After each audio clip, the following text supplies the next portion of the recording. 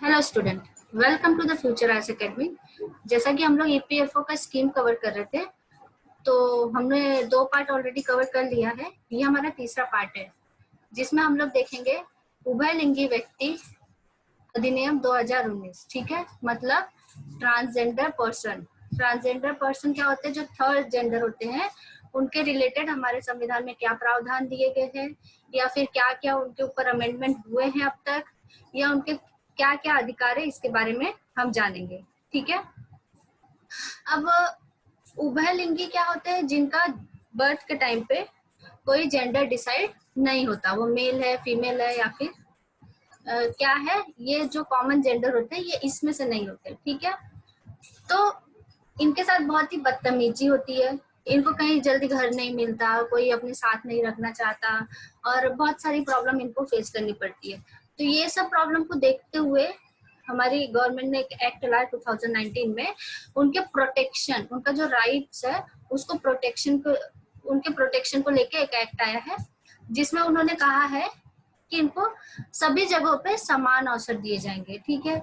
जैसे वो government offices हो, प्राइवेट सेक्टर हो, या फिर सार्वजनिक शौचालय हो, और कहीं भी हो, इनको समान अवसर प्रदान किए जाएंगे। ठीक है। तो आइए पढ़ते हैं इसमें क्या लिखा है। हाल ही में संसद द्वारा उभयलिंगी व्यक्ति अधिकारों का संरक्षण विधेयक पारित किया गया है। नालसा बनाम भारतीय संघवाद 2014 उभयलिंगी व्यक्तियों के लिए अधिकारों के संबंध में उच्चतम न्यायालय द्वारा दी गई रूपरेखा। ठीक है। लिंग चयन का अधिकार जीवन के अधिकार और गरिमापूर्ण जीवन का भाग है। ठीक। सभी आधिकारिक दस्तावेजों प्रपत्रों में तृतीय लिंग से संबंधित खंड को सम्मिलित किया जाएगा। इसमें यह बोला गया कि चाहे इंसान किसी भी लिंग का हो, उसको गरिमापूर्ण जीवन जीने का अधिकार है। और जितने भी हम फॉर्म्स वगैरह भरते हैं, ठीक है, कॉलम आता है उसमें जेंडर का, तो उसमें ये ऐड करना जरूरी हो गया है हर एक फॉर्म में। जो थर्ड जेंडर होता है उसका भी एक कॉलम रहना उसमें अनिवार्य कर दिया गया है। ठीक है। 3 लैंगिक विकल्पों में से एक का चयन केवल व्यक्ति के स्वनिर्धारण पर निर्भर करेगा। अब ये जो व्यक्ति है वो खुद की इच्छा के अनुसार वो तय करेगा कि वो मेल है, फीमेल है, या फिर थर्ड जेंडर है। ठीक। इसमें ओबीसी कोटे के भीतर हाशिए पर स्थित इस वर्ग के लिए आरक्षण का प्रावधान किया गया है। ओबीसी, ठीक है, अदर बैकवर्ड क्लास के लिए यह सुझाव दिया गया था कि राष्ट्रीय अनुसूचित जाति अनुसूचित जनजाति आयोग की तर्ज पर इस समुदाय के अधिकारों की सुरक्षा करने के लिए एक आयोग स्थापित किया जाना चाहिए। मतलब इनके प्रोटेक्शन के लिए क्या होना चाहिए? एक आयोग स्थापित करना चाहिए, एक कमिटी बनानी चाहिए, जिससे क्या होगा, इनको थोड़ा प्रोटेक्शन दिया जा सकता है, इनको अवेयर किया जा सकता है बाकी सारी चीजों के लिए। ठीक है। अब देखते हैं इस अधिनियम के प्रमुख प्रावधान क्या है। उभयलिंगी व्यक्ति की परिभाषा। उभयलिंगी व्यक्ति की परिभाषा क्या होती है? जैसे मैंने आपको पहले ही बता दिया कि इसमें जन्म के समय निर्धारित लिंग से मेल नहीं खाता है। मतलब जन्म के टाइम पे ये जो जेंडर होता है, एक मेल होता है, एक फीमेल होता है, ये दोनों से मेल नहीं खाता है, उसको बोलते हैं थर्ड जेंडर। ठीक है। तो ये सब वही है। भेदभाव का निषेध। अभी भेदभाव कहाँ कहाँ नहीं हो गए इनको क्या है, इस अधिनियम उभयलिंगी व्यक्ति के विरुद्ध निम्नलिखित 8 प्रकार के भेदभाव को निषिद्ध करता है, जैसे कि शिक्षा, रोजगार, स्वास्थ्य सेवा, सार्वजनिक वस्तुओं और सुविधाओं तक पहुंच के संबंध में सेवा से मना करना या अनुचित व्यवहार। जैसे मैंने पहले स्टार्टिंग में इंट्रो में ही बता दिया था। ठीक है। इनसे किस किस तरह से व्यवहार किया जाता है, इनका हनन होता है। ठीक है। संचरण का अधिकार, निवास करने, किराए पर रहने तथा अन्यथा किसी संपत्ति को अधिभोग में लेने का अधिकार, सार्वजनिक या निजी पद धारण करने का अवसर, और सरकारी या निजी प्रतिष्ठानों जिनकी अभिरक्षा में कोई उभयलिंगी व्यक्ति है में पहुंच का अधिकार है। ठीक है। नेक्स्ट इसमें देखेंगे पहचान की मान्यता। अब इनको पहचान कैसे दिया जाएगा? इसमें जो इनका सर्टिफिकेट होता है, जो हैंड रिटन सर्टिफिकेट होता है, उसमें क्या होना चाहिए, वो किसके द्वारा लिखा होना चाहिए? जिला मजिस्ट्रेट के द्वारा। ठीक है। और ये चाहे तो अपना लिंग परिवर्तन भी कर सकते हैं, अगर ये चाहे तो। इन पे कोई जोर जबरदस्ती नहीं की जा सकती। ठीक है।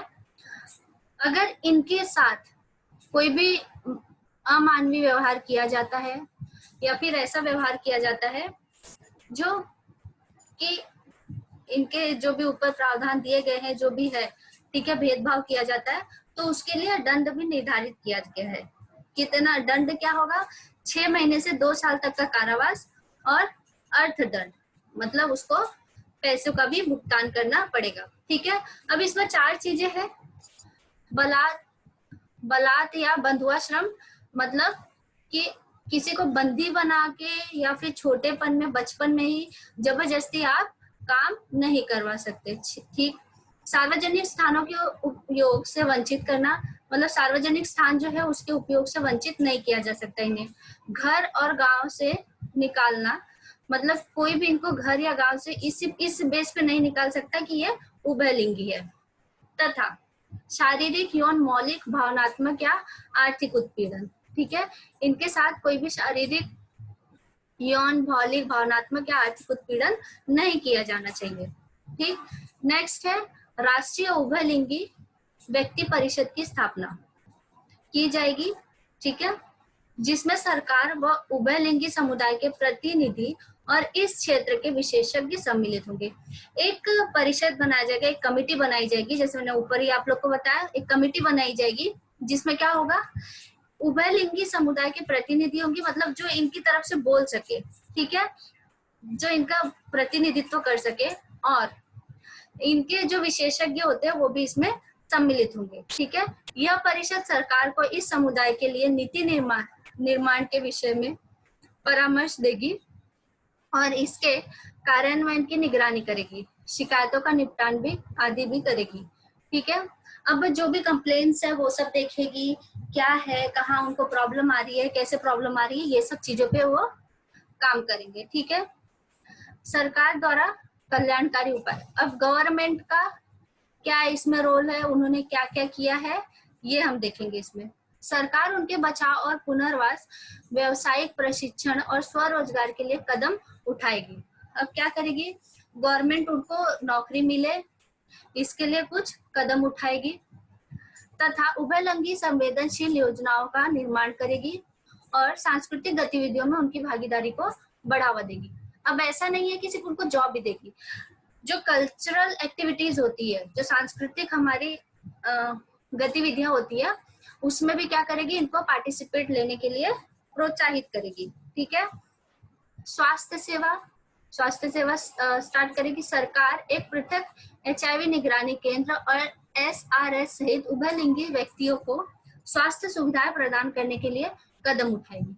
ठीक है, अब इन्होंने क्या बोला गवर्नमेंट ने कि उनके लिए हेल्थ केयर सेंटर भी बनाए जाएंगे जिसमें उनका अच्छे से इलाज हो सके, जिसमें उनके साथ कोई भी भेदभाव ना कर सके। ठीक है, सरकार उभयलिंगी व्यक्तियों की स्वास्थ्य समस्याओं का समाधान करने के लिए चिकित्सा पाठ्यक्रम की समीक्षा करेगी और उनके लिए व्यापक चिकित्सा बीमा योजना प्रदान करेगी। ठीक है, उनके लिए इंश्योरेंस भी देगी। फिर इस विधेयक से संबंधित मुद्दे, अब इसमें मुद्दे क्या है, आत्म पहचान के प्रमाणीकरण का कोई अधिकार नहीं।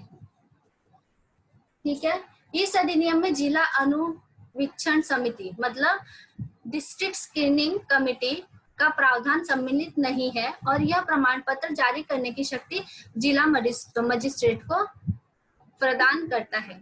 मतलब सिर्फ जिला मजिस्ट्रेट ही ये सर्टिफिकेट बना के दे सकता है कि व्यक्ति उभयलिंगी है या नहीं। ठीक है, कोई समीक्षा तंत्र नहीं।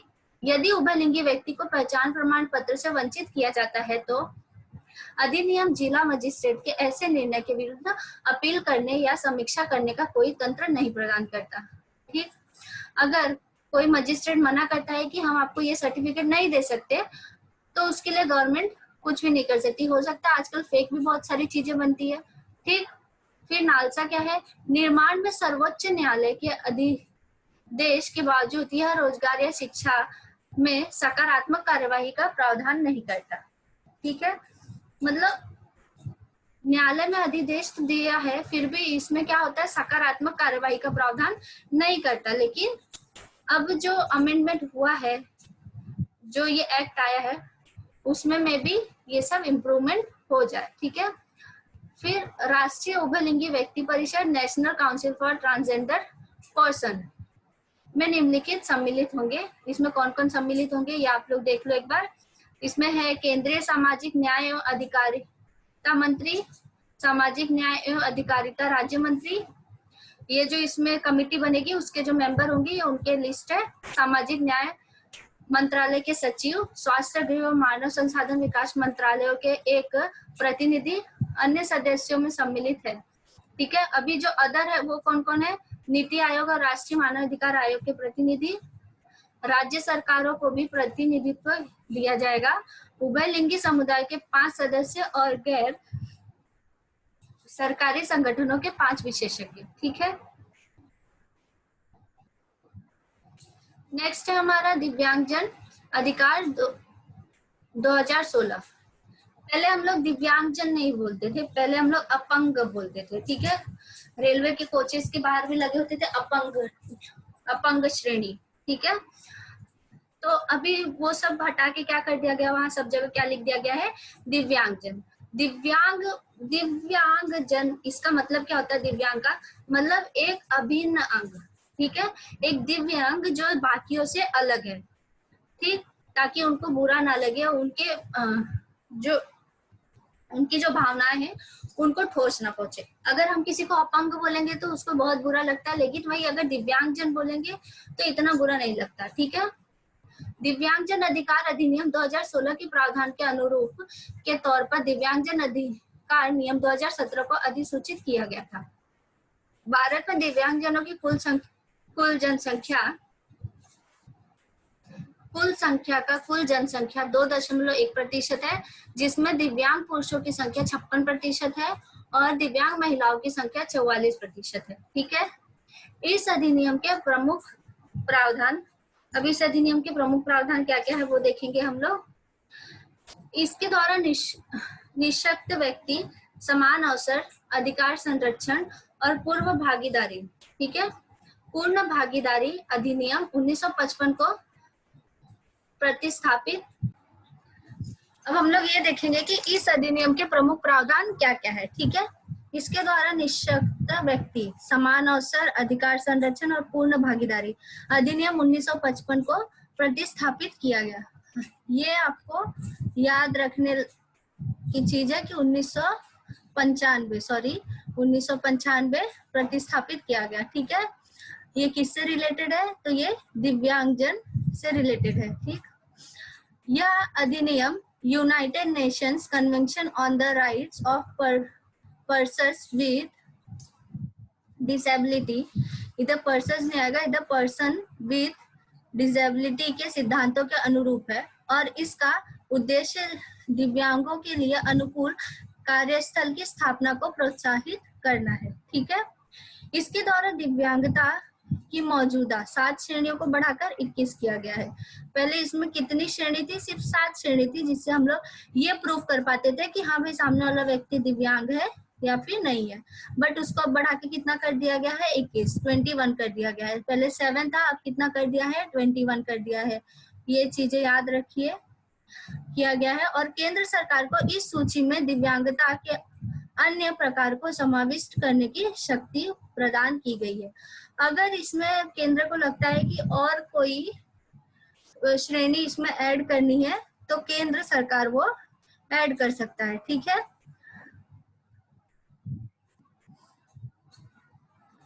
अभी इसमें क्या बोला गया है कि संदर्भित दिव्यांगता को अधिनियम में वर्णित कम से कम 40% दिव्यांगता स्थापित करने वाले व्यक्ति के रूप में परिभाषित किया गया है। ठीक है, कितने प्रतिशत? 40%।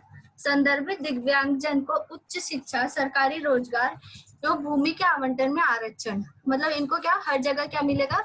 रिजर्वेशन मिलेगा। ठीक है, निर्धनता उन्मूलन योजना के लाभार्थी आदि जैसे अतिरिक्त लाभ भी प्रदान किए गए हैं। ठीक, फिर 6 से 18 वर्ष की आयु वर्ग के संदर्भित दिव्यांगता वाले प्रत्येक बच्चे को निःशुल्क शिक्षा अधिकार प्राप्त होंगे।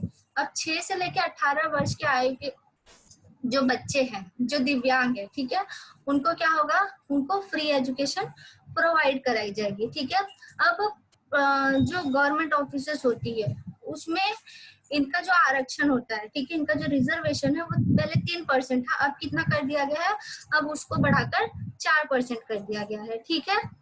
अब प्रेजेंट में क्या बोला गया है कि प्रेजेंट में आप प्राइवेट सेक्टर में भी हैंडीकैप को जगह दो, हैंडीकैप के लिए रिजर्वेशन रखो, ठीक है।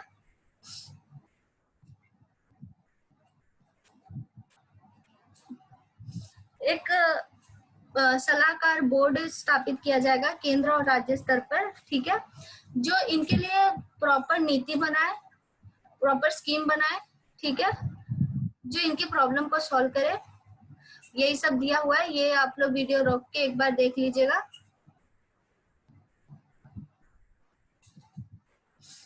ये देखते हैं United nation convention on the rights of person with disability. ये कब आया? 2008 में आया। 21वीं सदी की प्रथम व्यापक मानवाधिकार संधि और दिव्यांगता के अधिकारों के व्यापक संरक्षण के लिए कानूनी रूप से बाध्यकारी प्रथम समझौता था, ठीक है। इसके मार्गदर्शक सिद्धांतों में अग्रलिखित शामिल है। अंतर्निहित गरिमा हेतु सम्मान, अभिभेद, समाज में प्रभावी भागीदारी और समावेश, अवसर की समानता, पहुंच, पुरुषों एवं महिलाओं के मध्य समानता तथा दिव्यांग बच्चों के अधिकारों का सम्मान। ये सारी चीज इसमें दिया गया है। फिर इसको एक बार आप लोग वीडियो पॉज करके देख लीजिएगा, ठीक है। अब इसमें सबसे इम्पोर्टेंट बात है कि भारत द्वारा इस कन्वेंशन की अभिपुष्टि की गई है, ठीक। अब ये एक अभियान है, सुगम्य भारत अभियान। यह दिव्यांगजनों को सार्वभौमिक पहुंच क्षमता प्रदान करने के लिए एक राष्ट्रव्यापी व्यापी फ्लैगशिप अभियान है, ठीक है। क्या है? एक राष्ट्रव्यापी फ्लैगशिप अभियान है। इसे सामाजिक न्याय और अधिकारिता मंत्रालय के तहत दिव्यांगजन सशक्तिकरण विभाग द्वारा आरंभ किया गया है, ठीक है। इस अधिनियम के 3 महत्वपूर्ण घटक है। यह सुगम परिवेश का सृजन, परिवहन प्रणाली सुगम्यता और सूचना एवं संचार इकोसिस्टम सुगम्यता। ये 3 जो इसके आयाम दिए गए हैं, घटक दिए गए हैं, ये आप लोग याद कर लीजिएगा, हो सकता है ये क्वेश्चन आए। फिर दिव्यांगता समावेशी आपदा जोखिम न्यूनीकरण पर राष्ट्रीय आपदा प्रबंधन दिशा निर्देश। अब जो नेशनल डिजास्टर मैनेजमेंट होता है उसके तहत भी इनके लिए कुछ दिशा निर्देश गाइडलाइंस दी गई है। हाल ही में गृह मंत्रालय द्वारा दिव्यांगता समावेश आपदा जोखिम न्यूनीकरण पर राष्ट्रीय आपदा प्रबंधन दिशा निर्देश जारी किए गए हैं। अब देखते हैं इसमें क्या क्या है। जोखिम के शमन और न्यूनीकरण के माध्यम से प्रभावित समुदाय पर आपदाओं के प्रभाव को कम करने का प्रयास करता है, ठीक है। इसमें ये दिशा निर्देश स्थापित और राष्ट्रीय स्तर पर स्वीकृत मानदंडों एवं पद्धतियों के आधार पर DIDRR के कार्यान्वयन तंत्र का समन्वय करने के लिए व्यवहारिक निर्देश प्रदान करता है ताकि सभी हितधारक प्रक्रियाओं को कार्यान्वित कर सके, ये वह आगे बढ़ा सके, ठीक है। इससे जुड़े कुछ दिशा निर्देश निम्नलिखित है, ये आप लोग देख लीजिएगा एक बार। नेक्स्ट है हमारा माता पिता और वरिष्ठ नागरिकों का भरण पोषण और कल्याण विधेयक। अब ये जो बिल आया इसमें क्या बोला गया कि पेरेंट्स को, जो बच्चे लोग हैं उनको संभालना है। अगर किसी की सपोज सिर्फ लड़की है और लड़का नहीं है, तो जो लड़की का हस्बैंड है मीन्स उनके दामाद है, उनको वो फीमेल की पेरेंट्स को संभालना है, ठीक है। 60 साल से ज्यादा उम्र हो जाती है पेरेंट्स की, तो ये बच्चों की रिस्पॉन्सिबिलिटी है कि ये उनको संभाले, फिर ना कि ऐसा हो कि पेरेंट्स अभी तक बच्चों को संभाल रहे हैं, ठीक। तो इसमें देखते क्या है। हाल ही में लोकसभा में माता पिता और वरिष्ठ नागरिकों का भरण पोषण और कल्याण अधिनियम 2007 में संशोधन करने हेतु इस विधेयक को पुनः स्थापित किया गया है। माता पिता और वरिष्ठ नागरिकों का भरण पोषण और कल्याण अधिनियम 2007। सपोज आपके पेरेंट्स है या पेरेंट्स नहीं है, दादा दादी है, नाना नानी है, पर दादा दादी है, कोई भी है, कोई भी सीनियर सिटीजन है तो उसकी देखरेख करने की जिम्मेदारी किसकी है? आपकी। ठीक है। इस अधिनियम में बच्चों के अंतर्गत पुत्र पुत्री पौत्र एवं पौत्री सम्मिलित है। ठीक है। जैसे नात नाती पोता पोती और लड़का लड़की, ये सब इसमें सम्मिलित है। ठीक है। वर्तमान विधेयक में बच्चों की इस परिभाषा को विस्तृत किया गया है, जिसमें सौतेले बच्चों, दत्तक बच्चों, दामाद और अल्प वयस्क बच्चों के वैध संरक्षकों को भी सम्मिलित किया गया है। ठीक है। इसमें अगर सौतेला बच्चा है तो वो भी, अगर कोई गोद लिया हुआ बच्चा है तो वो भी, ये सब इसमें सम्मिलित है। पेरेंट्स, पेरेंट्स का तात्पर्य माता या पिता से है, भले ही वे जैविक दत्तक या सौतेले पिता या सौतेली माता है। वर्तमान विधेयक में इसके अंतर्गत सास ससुर और मातामह पितामह को भी सम्मिलित किया गया है। नातेदार, जैसे कि अगर कोई रिश्तेदार है, ठीक, और वो काफी एज के हो गए हैं, उनकी कोई संतान नहीं है, वो 60 साल के हो गए हैं, तो उनका अगर आपके ऊपर ट्रस्ट है तो आपकी रिस्पॉन्सिबिलिटी है कि आप उनकी देख रेख करो। ठीक। भरण पोषण, इसमें ये है कि आपको बराबर देखना है कि वो बराबर से भरण पोषण, मतलब उनको खाने के लिए बराबर खाना मिल रहा है, वो जैसा उनको जीवन चाहिए, गरिमापूर्ण जीवन चाहिए, उनको खाना तो नहीं दे रहे हैं, ऐसा कुछ, ये सब चीजों का आपको ध्यान देना है। ठीक है। अब भरण पोषण आदेश क्या है? इस विधेयक, यह विधेयक भरण पोषण भत्ते की ऊपरी सीमा को समाप्त करता है, जो वर्तमान अधिनियम में 10,000 रुपए है। ठीक है। भरण पोषण अधिकार का गठन, अब ये क्यों किया गया? क्योंकि बहुत बार ऐसा होता है कि जो बच्चे होते हैं वो पेरेंट्स को भूल जाते हैं, उनको टाइम टाइम पे खाना नहीं मिलता है, वो अपने में ही बिजी रहते हैं। तो ये सब चीजों को देखते हुए क्या बोला गया है कि आपको अपनी पेरेंट्स का ख्याल रखना है। अगर आप ऐसा नहीं करते और पेरेंट्स कंप्लेन कर देते हैं तो आपके ऊपर कार्यवाही की जा सकती है। ठीक है। भरण पोषण की राशि का जमा किया जाना। ठीक है। अब भरण पोषण आदेश के तहत ऐसा बालक या नातेदार जिसमें ऐसे आदेश के निबंधनों के अनुसार किसी राशि का संदाय करना अपेक्षित है, अधिकरण द्वारा दिए गए आदेश की तिथि से 30 दिन के भीतर आदेशित संपूर्ण राशि अधिकरण के निर्देश के अधीन विहित रीति के तहत जमा करेगा। अगर सपोज किसी के ऊपर कोई डिपेंडेंट है, ठीक है, किसी बच्चे के ऊपर, और वो कमा सकता है लेकिन उसके पास टाइम नहीं है, तो वो क्या करेगा? जो ओल्ड एज होम्स होते हैं उसमें रखेगा और फिर वहां पे एक 30 दिन के अंदर भरण पोषण की पूरी राशि जो भी है वो वहां पे जमा करनी पड़ेगी। ठीक। विधेयक में दिनों की संख्या को कम कर 15 दिन कर दिया गया है। पहले जो 30 दिन था अब उसको कितना कर दिया गया है? 15 दिन। ठीक है। अपील, कोई भी वरिष्ठ नागरिक या माता पिता किसी मामले के अधिकरण के निर्णय से संतुष्ट न होने की स्थिति में निर्णय की तिथि से 60 दिनों के भीतर अपीली या अधिकरण में अपील कर सकते हैं। ठीक है। इससे कोई भी पेरेंट्स अगर संतुष्ट नहीं है कि हमें बराबर खाना मिल रहा है, ये या फिर कोई भी प्रॉब्लम है, तो वो क्या होगा? वो अपील कर सकते हैं। ठीक है। वरिष्ठ नागरिकों के कल्याण सरकार द्वारा आरंभ की गई योजना है। अभी इसमें सीनियर सिटीजन्स के लिए क्या क्या स्कीम है उसके बारे में दिया है। पहला है वयोवृद्ध लोगों के लिए एकीकृत कार्यक्रम। ठीक है। ओल्ड एज पर्सन्स के लिए ये प्रोग्राम है। इसमें आश्रय, भोजन, चिकित्सा, देखभाल और मनोरंजन के अवसर आदि जैसे मूलभूत सुविधाएं प्रदान कर उनके जीवन की गुणवत्ता में सुधार करना। ठीक है। फिर नेक्स्ट है राष्ट्रीय वयोश्री योजना। ये जो है इनका जीवन अच्छे से निकल जाए इसलिए क्या होता है, इनको पेंशन दिया जाता है। ठीक है। इसके अंतर्गत दृष्टि दोष, श्रवण दोष आदि जैसे आयु संबंधित निःशक्तताओं से पीड़ित, निर्धनता रेखा के नीचे जीवन यापन करने वाले सामाजिक वर्गों के से संबंधित वरिष्ठ नागरिकों की सहायता की जाती है। उन्हें सहायक उपकरण प्रदान किए जाते हैं। ठीक है। मतलब उनकी अच्छे से जीवन बीत जाए इसलिए उन्हें क्या, बिलो पॉवर्टी लाइन जो भी है, ठीक है, उनके लिए है ये राष्ट्रीय वयोश्री योजना। उनकी जो जीवन है वो अच्छे से गुजर जाए, बची कुची, इसलिए उनको जो बेसिक नीड्स है वो दी जाती है। फिर इंदिरा गांधी राष्ट्रीय वृद्धावस्था पेंशन योजना, इसमें 60 साल के बाद आपको पेंशन मिलना स्टार्ट हो जाएगा, ठीक है। फिर नेक्स्ट है प्रधानमंत्री वय वंदना योजना, ठीक है।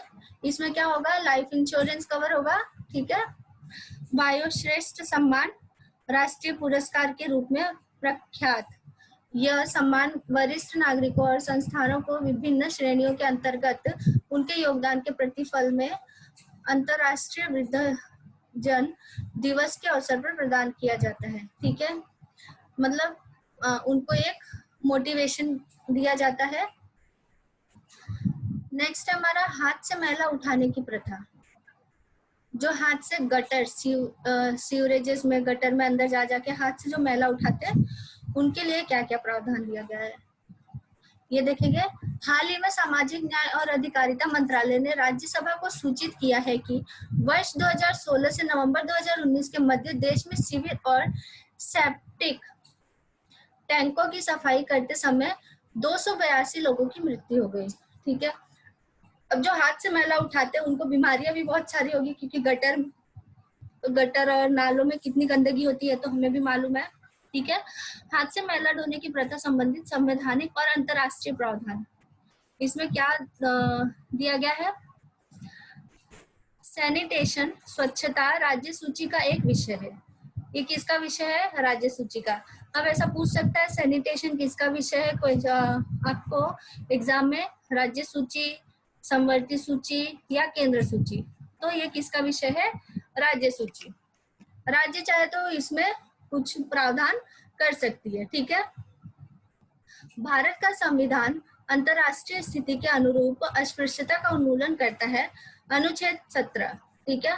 अनुच्छेद 17 क्या कहता है, अस्पृश्यता, भेदभाव नहीं करना चाहिए। लेकिन अगर कोई कचरा उठाने वाला है, ठीक है, तब भी बहुत लोग ऐसे होते हैं जो उससे भेदभाव करते हैं, उसको टच नहीं करते, उससे दूर दूर रहते हैं, उसको हाथ ऊपर से कचरते हैं।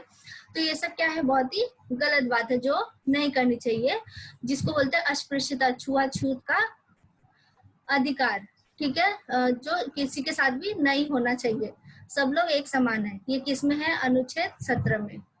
और फिर नेक्स्ट है जाति आधारित भेदभाव का निषेध करता है। अब जो नीचे कास्ट का है, मतलब कि जो साफ सफाई करता है, जो कूड़ा उठाता है, तो उसको लोग क्या समझते हैं, छोटी जाति का है तो इसके साथ बात नहीं करना चाहिए, या फिर इसका छुआ कुछ नहीं लेना चाहिए, ये छू देगा तो अपवित्र हो जाएगा, ऐसा कुछ वगैरह वगैरह लोगों के मन में धारणाएं होती है, ठीक है। नेक्स्ट है संविधान के अंतर्गत मानव गरिमा एक अपरिहार्य अधिकार है, जो अनुच्छेद 21 के तहत जीवन के मूल अधिकार का भाग है, ठीक है। मतलब अनुच्छेद 21 क्या बोलता है कि जीवन का मौलिक अधिकार है हमारा, हमें जीना है, और इसके लिए हमसे कोई भेदभाव नहीं करेगा, हमारे साथ अस्पृश्यता नहीं होनी चाहिए। ये सब किस में दिया गया है, अनुच्छेद 21 में दिया गया है, ठीक है। जीवन जीने का अधिकार, ठीक। यह एक सार्वभौमिक मान्यता प्राप्त अधिकार है जो अनुच्छेद 1, 22 और 23 के माध्यम से मानव अधिकार की सार्वभौमिक घोषणा द्वारा समर्थित है, ठीक है। इसमें ये बोला गया है कि आप जीवन अपने हिसाब से जी सकते हैं, आपको जैसे चाहिए वैसे रह सकते हैं, आपके साथ कोई भी दुर्व्यवहार नहीं होगा। ये सब जो चीजें हैं ये सब बोली गई है, लेकिन ये सिर्फ बुक में बोली गई है। अगर असलियत में देखा जाए तो ये सब लागू होती नहीं है, जिसको हमें आगे बढ़ के बदलना है, ठीक है। सामाजिक न्याय और अधिकारिता मंत्रालय मैनुअल स्कैवेंजर्स के पुनर्वास के लिए उत्तरदायी है, और यह मैनुअल स्कैवेंजर्स के पुनर्वास के लिए स्वरोजगार योजना का कार्यान्वयन करता है, ठीक है। अभी जैसे कि आप लोग ने ध्यान दिया होगा, कोविड-19 चल रहा है, तो कोविड-19 में आपने देखा होगा कितने सारे गटर सीवेजेस भर गए हैं। क्यों? क्योंकि ये सफाई कर्मी सब कहाँ लगे थे, हॉस्पिटल और बाकी सब जगह में साफ सफाई सैनिटाइजेशन करने में। अगर आप सोचो हम इनसे इतनी घृणा करेंगे, इतना छुआछूत का इनके साथ व्यवहार करेंगे, बर्ताव करेंगे, और ये नहीं काम करेंगे, तो हमारी जो सिटी है, हमारा जो शहर है, वो कितना गंदा हो जाएगा। तो हमें इनके साथ भी बिल्कुल भी दुर्व्यवहार नहीं करना चाहिए, ठीक है। हाथ से मैला उठाने वाले कर्मियों के नियोजन का प्रतिषेध और उनका पुनर्वास अधिनियम 2013। ठीक है, अब देखते हैं। इसका प्रयोजन अस्वच्छ शौचालय को समाप्त करना तथा हाथ से मैला उठाने वाले कार्मिकों का सर्वेक्षण और उनका पुनर्वास करना है। जो हाथ से मैला उठाते हैं उनके लिए एक अलग से माहौल रेडी करके दिया जाएगा कि वो सारे वहीं पर है, ताकि उनके साथ कोई भी अस्पृश्यता का ये ना हो। ठीक है, अब इनको डायरेक्ट नाले में नहीं उतरना है। ये कोई भी मतलब साफ सफाई करने के लिए कोई भी इक्विपमेंट ले सकते हैं या फिर कुछ ऐसी चीजें ले सकते हैं जिसके थ्रू ये लोग कचरा साफ कर पाए। ठीक है, अगर कोई इसका उल्लंघन करता है तो धारा 9 के तहत, धारा मैं इधर बोल रही हूँ, आर्टिकल नहीं, धारा। ठीक है, धारा 9 के तहत क्या होगा, उनको जो भी व्यक्ति इनसे ऐसा कुछ व्यवहार करता है, दुर्व्यवहार करता है, तो उनको 5 साल की सजा और 5 लाख रुपए तक का जुर्माना या फिर दोनों भी देना पड़ सकता है। ठीक है, फिर ये देख लेना एक बार कि इनको और क्या क्या मिलना चाहिए। प्रारंभ में एक बार नकद सहायता, मैनुअल स्कैवेंजर्स के बच्चों को छात्रवृत्ति, मतलब उनको पढ़ने के लिए जो स्कॉलरशिप होती है वो, आवासीय भूखंड का आवंटन और भवन निर्माण के लिए वित्तीय सहायता, मतलब उनको क्या घर बनाने में वित्तीय सहायता, कम से कम 3,000 रुपए प्रति माह के भुगतान के साथ आजीविका कौशल में प्रशिक्षण तथा परिवार के कम से कम एक वयस्क सदस्य को रियायती ऋण के साथ सब्सिडी हेतु प्रावधान। ठीक, तो ये सब किसके लिए दिया गया है, जो हाथ से मैला उठाते वो। राष्ट्रीय सफाई कर्मचारी आयोग, अब इसमें क्या बोला गया है, ये अधिनियम कब का है, 1993, बट लागू कब से हुआ, 1994 में। ठीक है, फिर इसमें ये बोला गया है कि हाल ही में वर्ष 2004 से यह आयोग सामाजिक न्याय और अधिकार मंत्रालय के अधीन एक गैर सांविधिक निकाय है। ठीक है, कौन सा निकाय है, एक गैर सांविधिक निकाय है के रूप में कार्य कर रहा है। वर्तमान में सरकारी संकल्पों के माध्यम से इसका कार्यान्वयन मार्च 2022 तक बढ़ा दिया गया है। ये सब जितने भी प्रावधान दिए गए हैं ऊपर, इसको कब तक बढ़ा दिया गया है, मार्च 2022 तक। इसमें एक अध्यक्ष और अन्य सहायक कर्मचारियों के साथ साथ एक महिला सदस्य तथा सचिव सहित 4 सदस्य सम्मिलित हैं। ठीक है, एक महिला सदस्य, ये जरूर याद रखना। फिर इनके पुनर्वास के लिए 2013 में एक अधिनियम आया, उसका आप लोग देख लीजिएगा वीडियो वॉच करके। फिर इसमें अन्य संबंधित तथ्य दिया गया है। अब नेक्स्ट है विमुक्त घुमंतु और अर्ध घुमंतु समुदाय। अभी आप लोग ने नाम सुना होगा ये ट्रेडर्स। ठीक, ट्रेडर्स पहले के जमाने में कौन होते थे, बंजारे, जिसको हम बोलते हैं आज। ठीक है, बंजारे एक जगह से दूसरी जगह घूमते रहते हैं। वो क्या करते हैं, कुछ ना कुछ अपना सामान बेचते हैं, ठीक है, ट्रेडिंग करते हैं और एंटरटेनमेंट करते हुए घूमते हैं। फिर denotified nomadic and semi nomadic communities, ठीक है, उनके लिए क्या है, राष्ट्रीय जनसंख्या रजिस्टर, राष्ट्रीय नागरिकता रजिस्टर के क्रियान्वयन की स्थिति में मध्य प्रदेश की विमुक्त घुमंतु और अर्ध घुमंतु जनजातियों में अपनी नागरिकता के समापन की आशंका उत्पन्न हुई है। ठीक है, ये जनजातियां राज्य की संपूर्ण जनसंख्या का लगभग 7 से 8% है। जो ये बंजारे लोग हैं, ये एमपी में कितने हैं, 7 से 8% है। ठीक है, अब इनका कहना है, इनका विवरण देख लीजिए। ब्रिटिश औपनिवेशिक शासन के दौरान यदि स्थानीय सरकार को ऐसा प्रतीत होता था कि गिरोह या जनजाति गैर जमानती अपराधों के संलग्न है, तो उन्हें आपराधिक जनजाति अधिनियम 1871 के तहत आपराधिक जनजाति के रूप में पंजीकृत किया जाता था। इसके बाद आपराधिक जनजाति अधिनियम 1924 प्रभाव में आया। कब आया, 1924। ठीक है, इसमें कुछ सुधार किए गए कि उनको कहाँ रहना है। ये देखा जाए तो एक तरह से ट्राइबल लोग होते हैं, आदिवासी लोग होते हैं, जो अपना घूमते हैं, सामान बेचते हैं और वहां पे जीवन यापन करते, थोड़े टाइम यहाँ रहते, थोड़े टाइम वहां रहते। ऐसे कर करके अलग अलग जगह में ये लोग रहते हैं। तो इसको स्टॉप करके एक बार पढ़ लीजिएगा। नेक्स्ट हमारा वन धन विकास केंद्र। अब ये क्या है? वन धन विकास केंद्र हाल ही में जनजातीय कार्य मंत्रालय द्वारा वन धन विकास केंद्रों के विस्तार का प्रस्ताव प्रस्तुत किया गया है।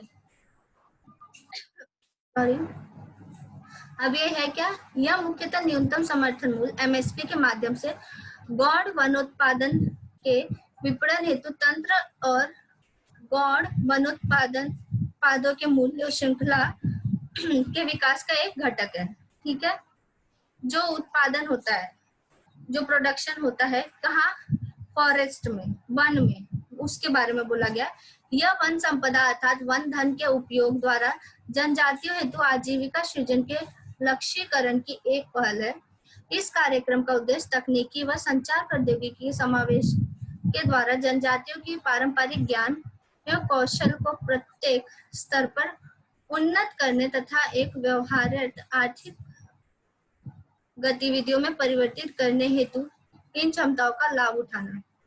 मतलब फॉरेस्ट में जितने भी लकड़ी वगैरह होते हैं उससे कुछ बना के उनका ट्रेडिंग वगैरह करना, या फिर ऐसे कुछ चीजें बना के क्रिएटिव इनोवेटिव बना के, तो उनके लिए ये क्या है? ये करना है। ठीक है, ये जनजाति कार्य मंत्रालय द्वारा स्थापित किया गया है। ठीक है, ये ट्राइफेड क्या होता है? भारतीय जनजाति सरकारी विपणन विकास संघ लिमिटेड की स्थापना वर्ष 1987 में की गई थी। यह जनजाति कार्य मंत्रालय के प्रशासनिक नियंत्रणाधीन कार्य करने वाला राष्ट्रीय स्तर का सर्वोच्च निकाय है। ट्राइफेड का परम उद्देश्य उन जनजातीय उत्पादों जिन पर जनजातियों का जीवन अत्यधिक निर्भर होता है के विपणन विकास के माध्यम से देश में जनजातीय लोगों का सामाजिक आर्थिक विकास सुनिश्चित करना है। ठीक है, फिर गौण वनोत्पाद। अब माइनर फॉरेस्ट प्रोड्यूस, इसमें क्या होता है? जो छोटे छोटे तौर पे जो वन उत्पाद होते हैं उसके बारे में इसमें बोला गया है। उनके लिए एमएसपी क्या निर्धारित करनी चाहिए, उनको क्या लाभ मिलना चाहिए, उनकी जो इंश्योरेंस पॉलिसी होती है वो कैसी होनी चाहिए, उनका जो कवर होता है वो कितना होना चाहिए, ये सब चीजें बताई गई है। ठीक है, अब लास्ट हमारा बचता है इसमें एकलव्य आदर्श आवासीय विद्यालय। अब इसमें क्या होता है कि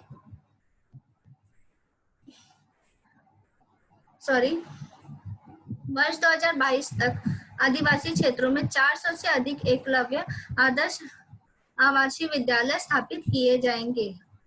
एकलव्य आदर्श आवासीय विद्यालय क्या होता है? जनजातीय कार्य मंत्रालय द्वारा आदिवासी क्षेत्रों में EMRS की स्थापना की गई। ठीक है, ये किसके लिए है? आदिवासियों के लिए, जिसमें उनको क्या दिया जाएगा? एजुकेशन दिया जाएगा।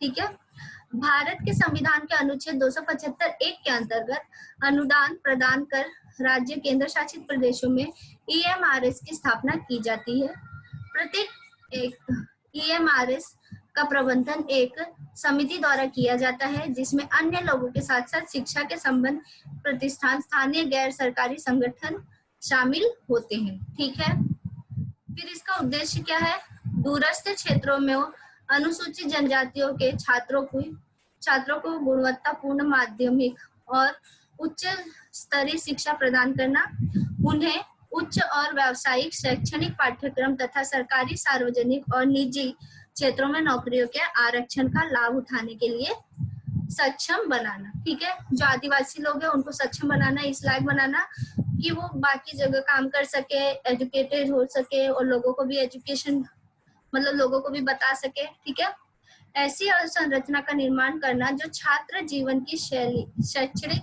भौतिक, पर्यावरणीय और सांस्कृतिक आवश्यकताओं को पूरा करता हो। ठीक है, तो आज के टॉपिक में इतना ही। Thank you so much. आप ज्यादा से ज्यादा लोगों तक वीडियो पहुंचाइए, शेयर कीजिए, लाइक कीजिए, सब्सक्राइब कीजिए। Thank you.